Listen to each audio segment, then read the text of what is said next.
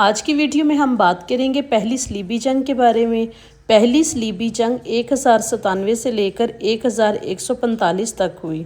Europe کے اعلان جہاد کے یکے بعد دیگرے 4 عظیم العالیشان لشکر بیت المقدس کی فتح کا عزم لیے روانہ ہوئے۔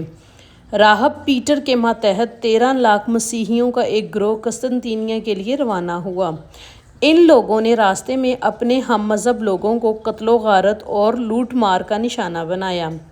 بلغاریہ سے گزرنے کے بعد یہ لوگ قسطنطنیہ پہنچے تو رومی شہنشاہ نے ان کی اہلاک سوز حرکتوں کی وجہ سے ان کا رخ ایشیائے کوچک کی طرف موڑ دیا۔ جب یہ اسلامی علاقہ میں داخل ہوئے تو سلجوقی حکمران کلج ارسلان نے ان کے لشکر کو تہہ و بالا کر دیا اور ان کی کثیر تعداد قتل ہوئی۔ صلیبیوں کی یہ مہم قطعاً ناکام رہی۔ صلیبیوں کا دوسرا بڑا گروہ ایک جرمن راہب گاؤں فل کی قیادت میں روانہ ہوا۔ جب یہ لوگ ہنگری سے گزرے تو ان کی بدکاریوں کی وجہ سے اہل ہنگری تنگ آ گئے تو انہوں نے ان کو نکال دیا۔ یہ جماعت بھی اسی طرح کفر کردار کو پہنچی۔ صلیبیوں کا تیسرا گروہ جس میں انگلستان، فرانس اور فلانڈرز کے رضاکار شامل تھے، اس مقدس جنگ کے لیے روانہ ہوئے۔ یہ لوگ ہنگری سے گزرے تو اہل ہنگری نے ان کا صفایا کر کے ہنگری کی سرزمین کو ان کا قبرستان بنا دیا۔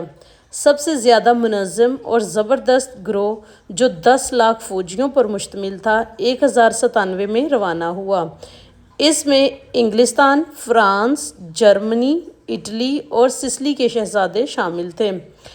اس متحدہ فوج کی کمان ایک فرانسیسی گاڈفرے کے سپرد تھی۔ ٹڈی دل کا یہ لشکر ایشیائے کوچک کی طرف روانہ ہوا اور مشہور شہر کونیا کا محاصرہ کر لیا۔ کلج ارسلان نے شکست کھائی۔ فتح مند مسیحی پیش قدمی کرتے ہوئے انطاکیہ پہنچ گئے۔ 9 ماہ کے بعد انطاکیہ پر بھی قبضہ ہو گیا۔ وہاں کی تمام مسلمان آبادی پر شرمناک مظالم ڈھائے۔ بچے، بوڑھے، جوان کوئی بھی ان سے نہ بچ سکا۔ تقریباً 1 لاکھ مسلمان مارے گئے۔ انطاکیہ کے بعد فتح مند لشکر شام کے متعدد شہروں پر قبضہ کرتے ہوئے حمص پہنچا۔ حمص پر قبضہ کرنے کے بعد صلیبیوں نے بیت المقدس کا محاصرہ کر لیا۔ چونکہ فاطمیوں کی طرف سے شہر کا احاطے ہوا انتظام نہ کیا گیا تھا، اسی لیے 15 جون 1099 کو بیت المقدس پر ان مذہبی جنونیوں نے بڑی آسانی سے قبضہ کر لیا۔ بیت المقدس کی حرمت کا کوئی لحاظ نہ رکھا گیا۔ مسلمانوں کا خوب قتل عام کیا اور ان کا تمام مال و اسباب لوٹ لیا گیا۔ یورپی مورخین بھی ان شرمناک مظالم کی حقیقت کو تسلیم کرتے ہیں۔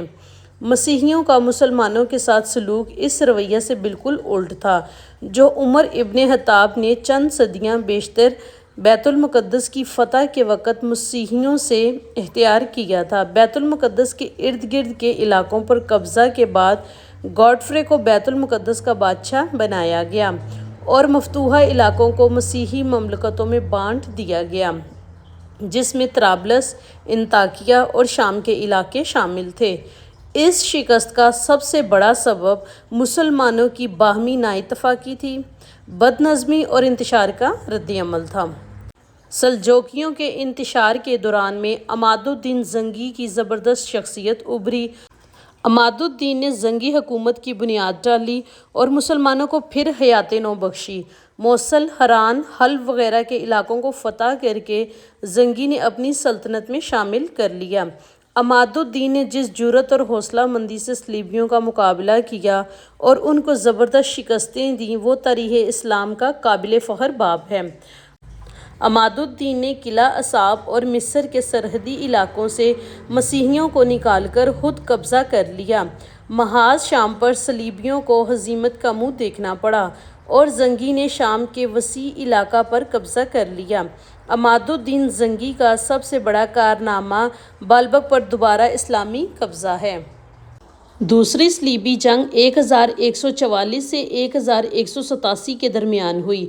عماد الدین کی وفات کے بعد 1144 میں اس کا لائق بیٹا نور الدین زنگی اس کا جانشین ہوا۔ صلیبیوں کے مقابلہ میں وہ اپنے باپ سے کم نہ تھا۔ تخت نشین ہونے کے بعد اس نے مسلمانوں میں جہاد کی ایک نئی روح پھونک دی اور مسیحیوں سے بیشتر علاقے چھین لیے۔ اور انہیں ہر محاذ پر شکستیں دیتا ہوا ڈیسا کے شہر پر دوبارہ قابض ہو گیا۔ مسیحیوں کی شکستوں کی خبریں پورے یورپ میں پہنچیں تو ایک بار پھر پوپ یوجین سوم نے دوسری صلیبی جنگ کا اعلان کر دیا اور اس طرح دوسری صلیبی جنگ کا آغاز ہوا۔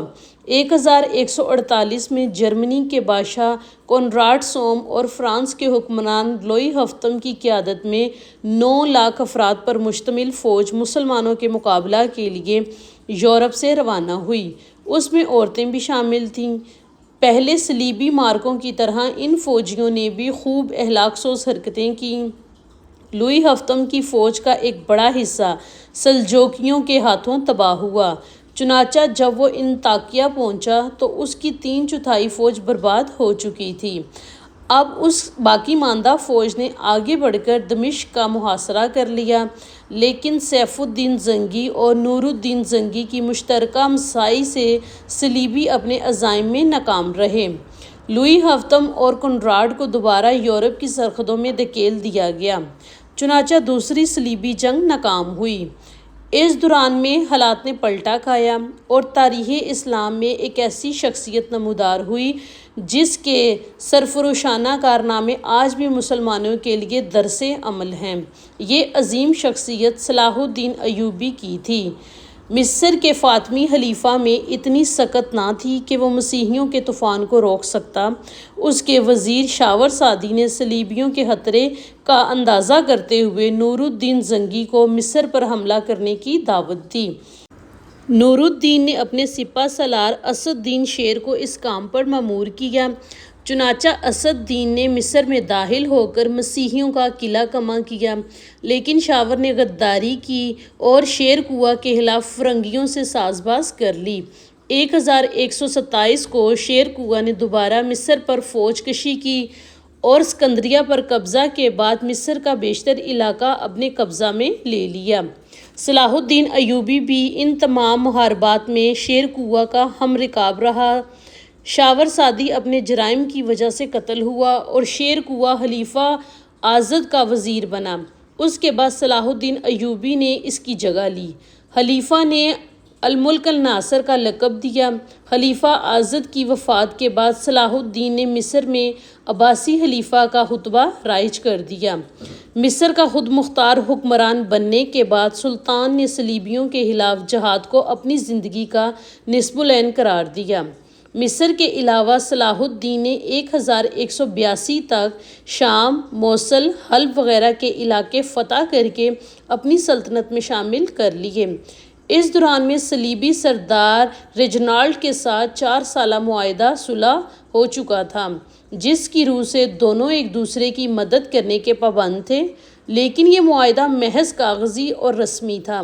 صلیبی بدستور اپنے اشتعال انگیزیوں میں مصروف تھے اور مسلمانوں کے قافلوں کو برابر لوٹ رہے تھے۔ 1186 میں مسیحیوں کے ایک ایسے ہی حملہ میں ریجنالڈ نے یہ جسارت کی کہ بہت سے دیگر مسیحی امراء کے ساتھ وہ مدینہ منورہ پر حملہ کی غرض سے حجاز مقدس پر حملہ آور ہوا۔ صلاح الدین ایوبی نے ان کی سرگرمیوں کی روک تھام کے لیے اقدامات کیے اور فوراً ریجنالڈ کا تعاقب کرتے ہوئے اسے حطین میں جا لیا۔ سلطان نے یہیں دشمن کے لشکر پر ایک ایسا آتش گیر مادہ ڈلوایا جس سے زمین پر آگ بھڑک اٹھی۔ چنانچہ اس آتشی ماحول میں 1187 کو حطین کے مقام پر تاریخ کی خوفناک ترین جنگ کا آغاز ہوا۔ اس جنگ کے نتیجہ میں 30,000 مسیحی ہلاک ہوئے اور اتنے ہی قیدی بنا لیے گئے۔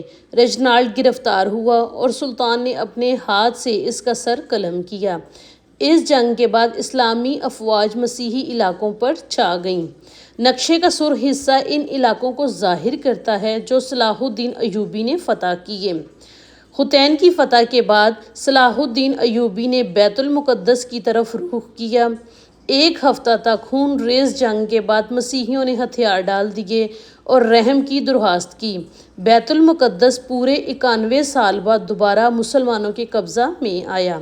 بیت المقدس کی فتح صلاح الدین ایوبی کا عظیم الشان کارنامہ تھا۔ صلیبیوں کے برعکس سلطان نے مسیحیوں پر کسی قسم کی زیادتی نہ ہونے دی اور انہیں 40 دن کے اندر شہر سے نکل جانے کی اجازت عطا کی۔ رحم دل سلطان نے فدیہ کی نہایت ہی معقول رقم مقرر کی اور جو لوگ وہ ادا نہ کر سکتے انہیں بغیر ادائیگی کے شہر چھوڑنے کی اجازت دے دی گئی۔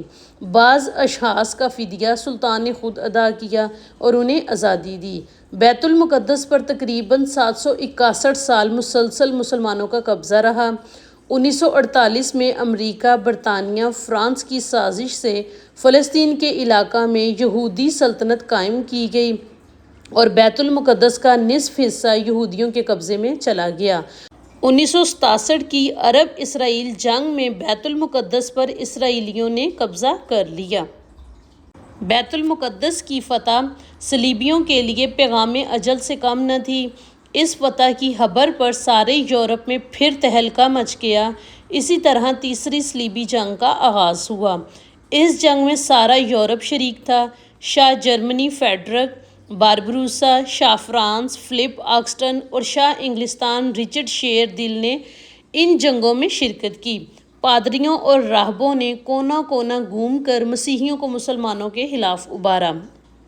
مسیحی دنیا نے اس قدر لاتعداد فوج ابھی تک فراہم نہ کی تھی۔ یہ عظیم عالیشان لشکر یورپ سے روانہ ہوا اور عکا کی بندرگاہ کا محاصرہ کر لیا۔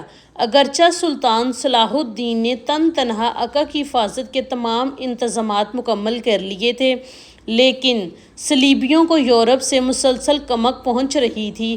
ایک معرکے میں 10,000 مسیحی قتل ہوئے، مگر صلیبیوں نے محاصرہ جاری رکھا۔ لیکن چونکہ کسی اور اسلامی ملک نے سلطان کی طرف دستِ تعاون نہ بڑھایا، اسی لیے صلیبی ناکہ بندی کی وجہ سے اہلِ شہر اور سلطان کا تعلق ٹوٹ گیا اور سلطان باوجود پوری کوشش کے مسلمانوں کو کمک نہ پہنچا سکا۔ تنگ آ کر اہلِ شہر نے امان کے وعدہ پر شہر کو مسیحیوں کے حوالہ کر دینے پر آمادگی ظاہر کی۔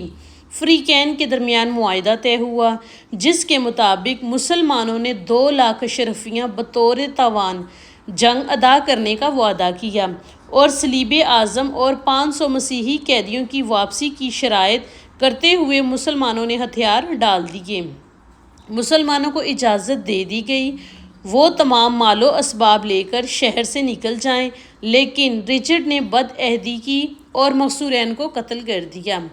عکا کے بعد صلیبیوں نے فلسطین کی بندرگاہ اسکلان کا رخ کیا۔ اسکلان پہنچنے تک مسیحیوں کا سلطان کے ساتھ 11-12 بار مقابلہ ہوا۔ سب سے اہم معرکہ ارسوف کا تھا۔ سلطان نے جوان مردی اور بہادری کی درخشاں مثالیں پیش کیں، لیکن چونکہ کسی بھی مسلمان حکومت بالخصوص خلیفہ بغداد کی طرف سے کوئی مدد نہ پہنچی، لہٰذا سلطان کو پسپائی اختیار کرنا پڑی۔ واپسی پر سلطان نے اسکلان کا شہر خود ہی تباہ کر دیا اور جب صلیبی وہاں پہنچے تو انہیں اینٹوں کے ڈھیر کے سوا کچھ بھی حاصل نہ ہوا۔ اس دوران میں سلطان نے بیت المقدس کی حفاظت کی تیاریاں مکمل کیں، کیونکہ اب صلیبیوں کا نشانہ بیت المقدس تھا۔ سلطان نے اپنی مختصر سی فوج کے ساتھ اس قدر عظیم لاؤ لشکر کا بڑی جرأت اور حوصلے سے مقابلہ کیا۔ جب فتح کی کوئی امید باقی نہ رہی تو صلیبیوں نے صلح کی درخواست کی۔ فریقین میں معاہدہ صلح ہوا، جس کی روح سے تیسری صلیبی جنگ کا خاتمہ ہوا۔ اس صلیبی جنگ میں سوائے عکا شہر کے مسیحیوں کو کچھ بھی حاصل نہ ہوا اور وہ ناکام واپس ہوئے۔ رچرڈ شیردل سلطان کی فیاضی اور بہادری سے بہت متاثر ہوا۔ جرمنی کا بادشاہ بھاگتے ہوئے دریا میں ڈوب کر مر گیا اور تقریباً 6 لاکھ مسیحی ان جنگوں میں کام آئے۔